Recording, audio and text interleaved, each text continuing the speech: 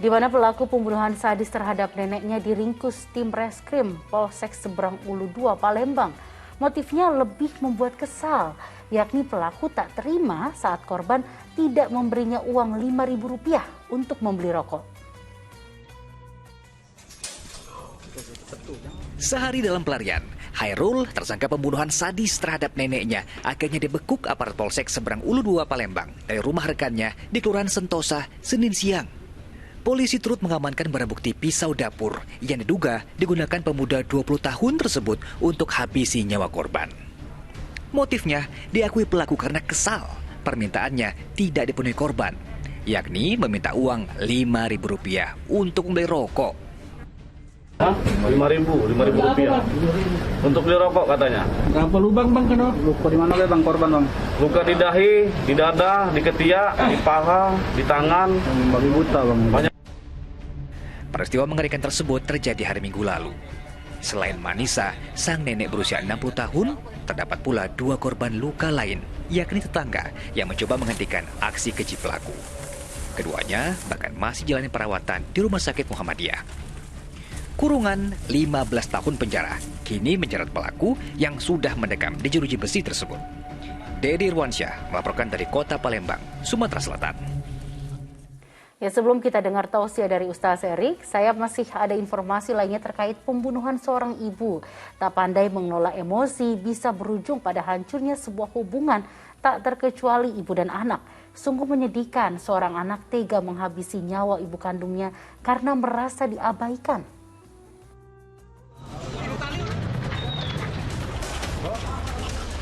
Kasih ibu sepanjang masa, kasih anak sepanjang galah. Ungkapan yang sering kali kita dengar bahwa kasih sayang seorang anak ada batasnya.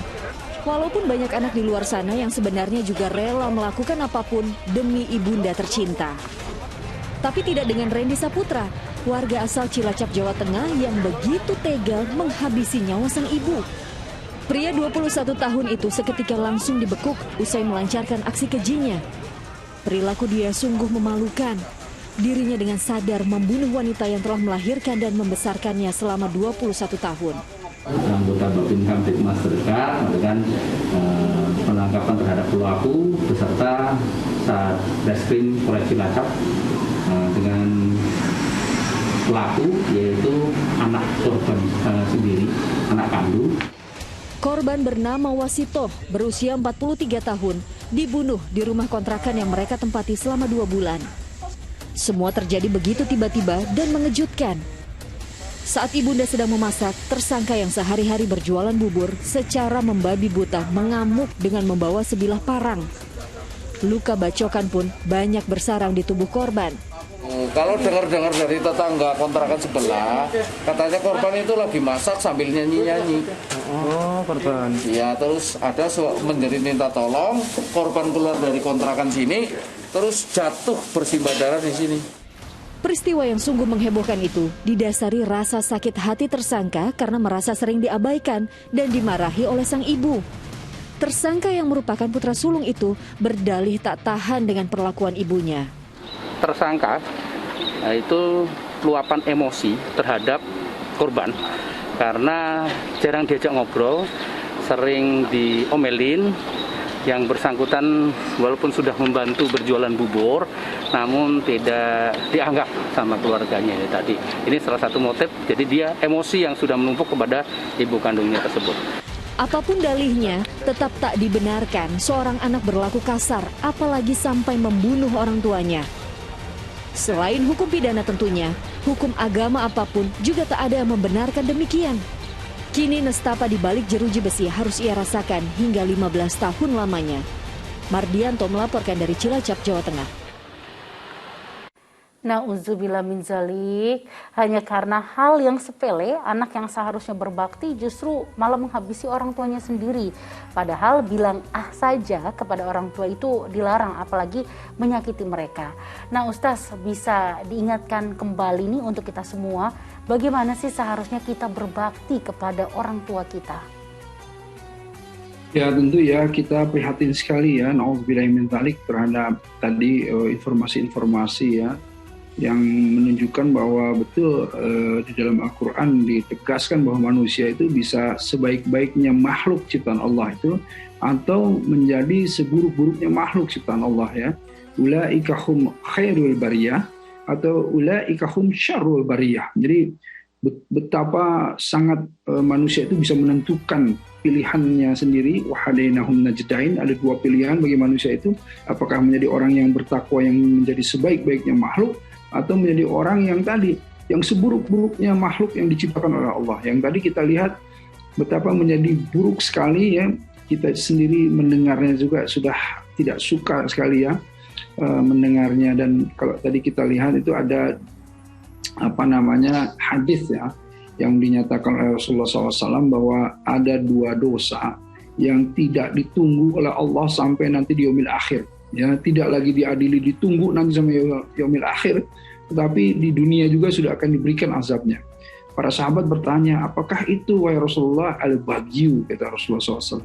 Apa itu Al-Baghyu? Yang pertama adalah durhaka kepada orang tua, yang kedua adalah zalim terhadap istri. Nah ini durhaka terhadap orang tua ini na'udzubillah min dzalik. Jadi tidak akan ditunggu sampai di yaumil akhir, tapi di dunia pun azabnya akan langsung diberikan oleh Allah. Sementara kalau kita lihat betapa mulianya orang tua dan dimuliakan oleh Allah yang namanya orang tua itu, kita lihat banyak sekali ayatnya ya. Salah satunya wa'budullaha wa la tusyriku bihi syai'a wa bil walidaini ihsan. Di sini Allah itu menyetarakan antara budullah, beribadah kepada Allah, dengan melarang orang untuk syirik ya, wala tusyriku bihi syai'a wa bil walidaini ihsan. Jadi jangan kamu mempersekutukan Allah ya, dan jangan kamu dan berbuatlah baik kepada orang tua. Jadi ini dua hal yang kalau misalnya kita lihat kan dosa yang tidak diampuni oleh Allah itu mati dalam keadaan syirik gitu ya. Dan yang satu lagi adalah berbaktilah kepada orang tua, kata Allah. Jadi kalau orang yang tidak berbakti kepada orang tua, kurang lebih seperti apa kalau kita pahami dalam ayat ini. Nah, jadi intinya inilah yang dimuliakan, orang tua dimuliakan oleh Allah. Bahkan tadi betul ya Mbak Syara menyebutkan bahwa bicara atau saja tidak boleh ya kepada orang tua itu. Jadi Allah itu betul-betul menegaskan bahwa anak ini tidaklah mungkin lahir tanpa perjuangan ibunya. Apalagi ini ibunya ya, bukan hanya orang tua tapi ibunya, yang 2 buah gunung emas pun kau berikan kepada ibumu, kau belum bisa membalas baktinya.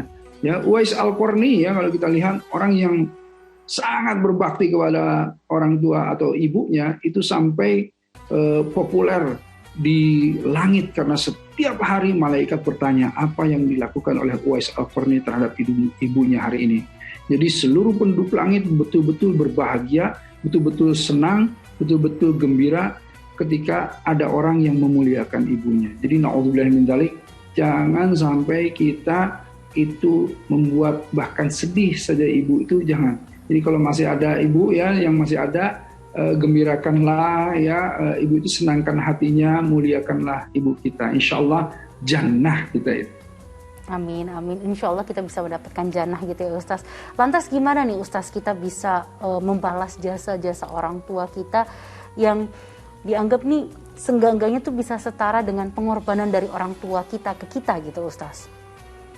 Ya ini tidak bisa ya. Jadi dijelaskan tadi Uwais Al-Qarni saja yang sudah begitu memuliakan orang tuanya, menggendong orang tuanya dari Yaman sampai ke Mekah, yang menyuapi, yang memandikan, membersihkan hajatnya. Kemudian ketika sahabat bertanya, sudahkah Uwais Al-Qarni membalas jasa ibunya? Belum ya, bahkan 2 buah gunung emas pun kau berikan pada ibumu, belum ya. Jadi artinya apa? Kita harus berusaha untuk terus memberikan yang terbaik kepada orang tua kita dengan menjadi anak yang soleh-solehah. Karena apa? Karena anak yang soleh-solehah selain di dunia memberikan memuliakan ibunya, memberikan segala sesuatu yang terbaik buat ibu bapaknya, tetapi juga nanti ketika ibu dan bapaknya sudah wafat, sudah meninggal dunia, insya Allah doa-doanya juga akan menjadi syafaat untuk mereka semuanya, dan itulah yang terbaik yang bisa kita lakukan insya Allah.